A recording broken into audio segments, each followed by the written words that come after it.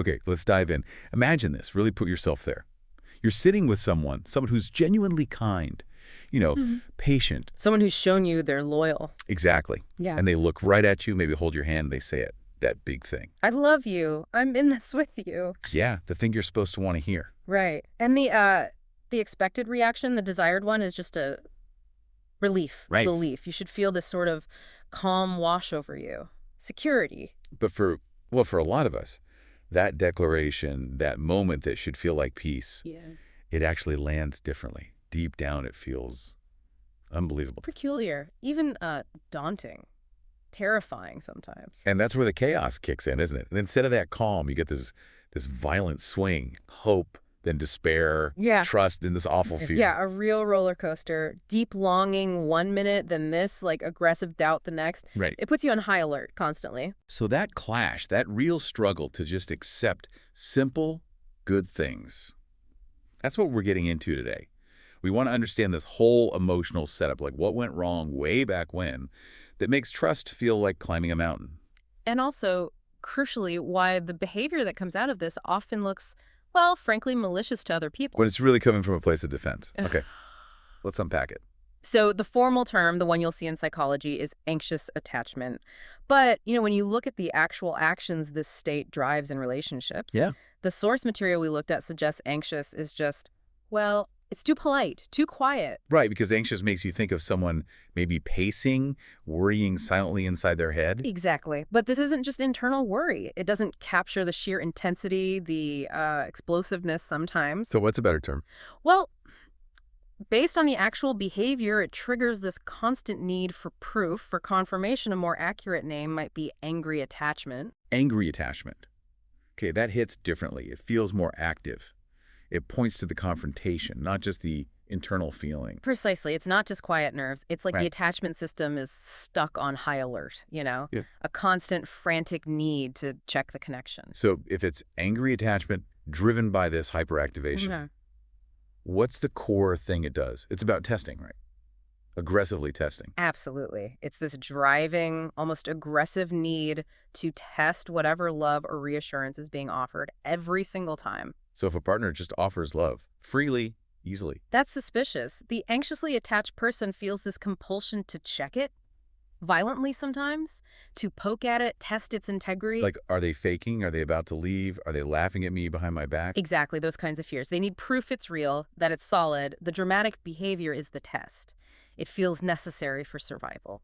And this testing creates these really intense, almost predictable cycles. The source material talks about this compulsion some people have to break up with their partner. Mhm. Not because they actually want it to be over, but because each breakup triggers this very specific emotional sequence. Yes, and that sequence is crucial. First, you get that huge rush of pure panic. Oh, God, I've done it. This time I've pushed them away for good. The worst fear realized. But then, then comes the intense, almost addictive relief when the partner doesn't leave, when they chase, they reassure, they take them back. It's like shaking a building to see if it falls down. If it stays standing, you feel safe for a bit. Exactly. You have to keep shaking it to prove it's solid, because deep down you don't believe it is.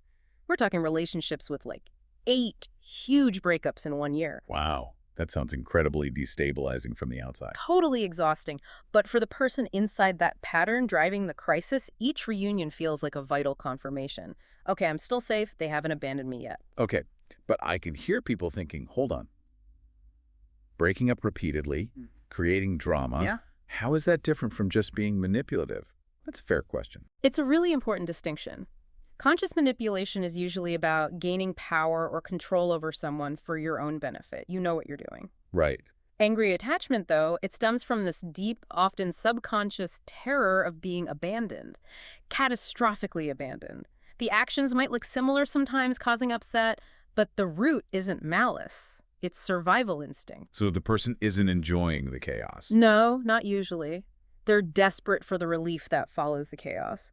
The relief proves the connection is still there, even after they tested it so hard. And it bleeds into the good moments too, right?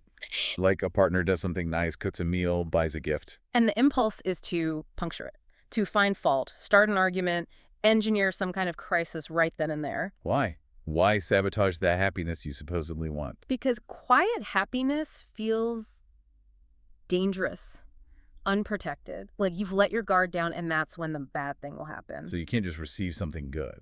It's hard. There's this need to show you're not easily fooled, that you're vigilant. So ironically, being in the middle of a drama can feel safer, more relaxing almost. Safer than peace. That's wild. It confirms the vigilance is necessary. It makes the world feel as precarious as you learned it was. See, I have to be on guard. And that vigilance, that need to test, can escalate into, like, full-on interrogations. Oh, absolutely.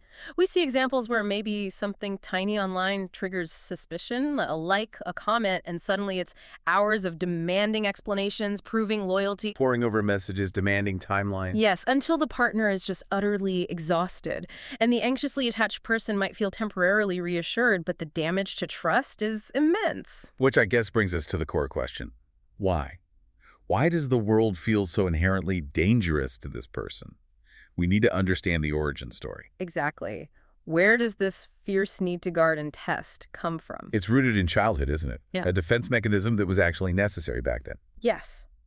If you look into the past of someone with this pattern, you usually find an early environment where there were, let's say, fierce threats to love's integrity, meaning that being hypervigilant, watching everything, testing constantly was the only rational way to feel any sense of safety or predictability around love. And this is different from someone who becomes avoidant. All right. The avoidant person maybe learned their needs just wouldn't be met, so they shut down. Precisely. The anxious person did often get love. They experienced connection, but, and this is the key, it was profoundly unreliable, volatile. How so? Think about situations like maybe a caregiver died unexpectedly. Or left.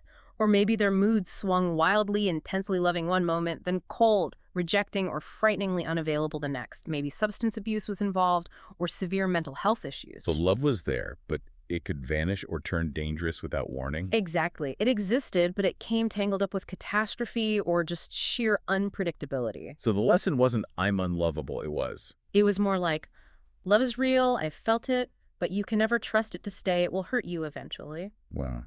Love is a gift, but with a hidden threat attached. Precisely. And the strategy the child develops, the one they carry unconsciously into adulthood, is summed up beautifully in the sources we looked at.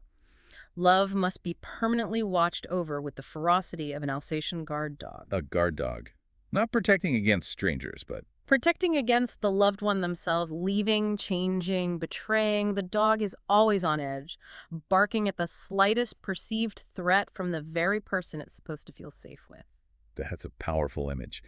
But maintaining that level of guard dog intensity, the cost must be huge. The cost is the absolute heart of the tragedy here. Because in that desperate, relentless effort to prove the love is solid, to see if it will withstand the shaking, You end up shaking it to pieces. you end up shaking it to pieces, entirely unnecessarily most of the time. The self-fulfilling prophecy kicks in hard. It really does. A partner starts out loyal, patient, committed. But after being constantly doubted, interrogated, accused, pushed away, and pulled back, they get exhausted. Understandably. And eventually, maybe after the 10th breakup attempt or the 100th accusation, they do start to pull away. They do start to give off signals of doubt or withdrawal. And then the anxious person thinks, see, I knew it. Love always leaves. Fulfilling the original terrible fear through the very actions meant to prevent it. Exactly. It's heartbreaking, really. So, okay, if you're listening and you recognize yourself in this cycle, or maybe you recognize your partner, what's the way out? How do you get that Alsatian to finally relax? Well, the first big step is intellectual. It's acceptance.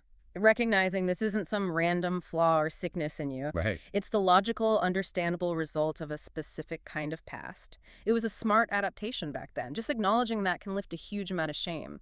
You move from feeling broken to feeling like someone who built a strong, if now outdated, defense. Okay, so less shame, more understanding. What's next? Communication. Yes, but very specific communication. It takes courage, but you need to learn to explain your inner world to your partner without making it their fault. How does that sound in practice? It means teaching them your internal mechanism. So instead of lashing out with accusations, you're making me feel worried, why are you being shady? You shift to explaining your own state. Like, Like, look, I know this might sound irrational, but when X happens, I feel this wave of panic. I don't mean to be so cross. I'm just really scared you'll leave. Or I really don't want to doubt you. I honestly don't know how not to feel like something bad is about to happen. so he's showing them the frightened child inside, not just the angry adult reacting. Exactly. Explain the feeling, don't blame them for it. That's a massive tactical shift. Okay, and what about the partner? When that angry testing starts, Yeah. the hyperactivation flares up, Yeah, what can they do that actually helps instead of just getting defensive or running away? right. This is where the advice gets really specific and maybe a bit counterintuitive. When the anxious person is deep in that terror spiral, engineering drama, demanding proof, demanding answers, the most effective thing the partner can do might be to gently tell them, stop thinking, be quiet. Just stop. Stop the frantic thoughts, and then surrender to a hug, a really, really tight hug. A hug. Not more talking, not trying to reason with And them. not in that moment. Think about it. The part of the brain driving the panic is the old fear-based part. It's looking for threats, demanding logical proof that isn't really about logic at all. Trying to argue intellectually often just feeds the beast. So the hug, what does it do? It's like a massive sensory override. It bypasses the frantic arguing mind and speaks directly to the body, to that primal need for safety, the physical pressure, the warmth, the feeling of being held securely. Yeah. It offers immediate physical proof. I am here. You are safe right now. So it shifts from the anxious brain needing a why to the anxious body needing to feel safe. Precisely. The mind can't easily argue with the feeling of being solidly held. It gives the adult body the experience the child maybe never got consistently. Well, Reliable physical presence, an anchor. It overrides that danger ahead loop. okay, that makes sense. And then there's one more psychological piece for the person struggling with this attachment style, right? Something about thanking their younger self. Yes, this is a really lovely, powerful shift. It's about recognizing that the guard dog behavior, the testing, the vigilance, it has outlived its usefulness. It works then, but not now. Right. So you consciously, maybe even literally thank that younger part of you. Acknowledge how incredibly clever and resilient that child was to come up with such a strong defense strategy to survive unpredictable love. Be proud of them. Okay. But then you gently tell that younger self, thank you. You kept us safe. But I'm the adult now. I've got this.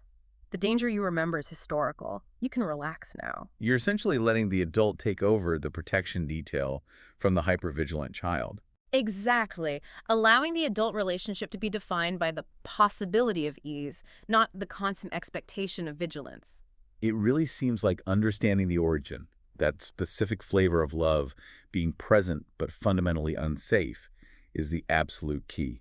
You can't put down your shield if you don't understand why you picked it up. You really can't. And if we pull back for that final, maybe philosophical thought, the source material offers this profound insight. Yeah. The catastrophe that the anxiously attached person is constantly bracing for, the ultimate abandonment, the betrayal, the loss they fear will happen. In reality, it has already happened. It's in the past. It is over. Wow. So the fear isn't predicting the future. It's echoing the past. It's a memory trying to disguise itself as a forecast. And with normal adult precautions in place, choosing partners wisely, basic communication, the stuff that isn't about theatrics or anger. That original catastrophe doesn't need to happen again. The fear is historical. The danger has passed. The deep dive is done. So maybe something to reflect on today. Which protective strategies from your own past, however smart they were back then, might have finally served their purpose? Are you still guarding against a threat that's already gone?